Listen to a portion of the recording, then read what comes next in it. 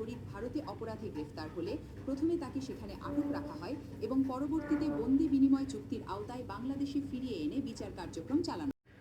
মির্জা আব্বাসকে নিয়ে কিছু বলতে চাই। অনেকদিন হলো কিছু কথা বলি না। ইউটিউবে আমার ভিডিওগুলো একটু কম ছাড়া হয়, বিশেষ করে অন্যদের ভিডিওগুলো রিভিউগুলো একটু বেশি ছাড়া হয়। এর কারণ হচ্ছে যে বর্তমান যে সরকার আছে, আসলে যখন যেই সরকারই আসে না কেন তার বিরুদ্ধে খুব একটা কিছু বলা যায় না।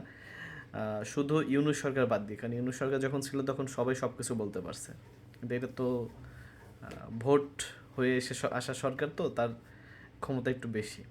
হোক সেটা ডিক্লেয়ার দেওয়া বা চুরি করা, এনিথিং হতে পারে। তো মির্জা আব্বাস একজন মন্ত্রী এবং বিএনপির বড় নেতাগুলোর মধ্যে সবচেয়ে বড় একজন নেতা। এরকম একজন ব্যক্তি যখন অসুস্থ হয়, সে সিঙ্গাপুরে প্লেনে ওঠার পরে তার কোনো নিউজ আপডেট হয় না। আর সে এমন একটা টাইমে অসুস্থ হয় যেই টাইমে হাদি ভাই হত্যার আসামি যেই ফয়সাল এবং আরেকজন আছে, ওর নামটা আমার মনে নেই। তো এরা যখন গ্রেপ্তার হয়, ঠিক ওই টাইমে সে অসুস্থ হয় এবং সিঙ্গাপুরে যায়। আর সিঙ্গাপুরে যাওয়ার পরে এরকম একজন মন্ত্রী, তার কোনো নিউজ আপডেট আসে না।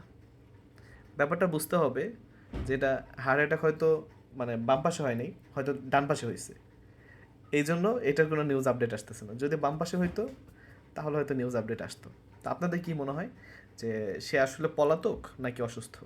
কারণ অসুস্থ হলে এরকম একজন ব্যক্তির নিউজ আপডেট প্রতি মুহূর্তে আসার কথা, বাট অনেক দিন হয়ে গেছে, কোনো আপডেট নেই, তার কোনো হদিশ নেই।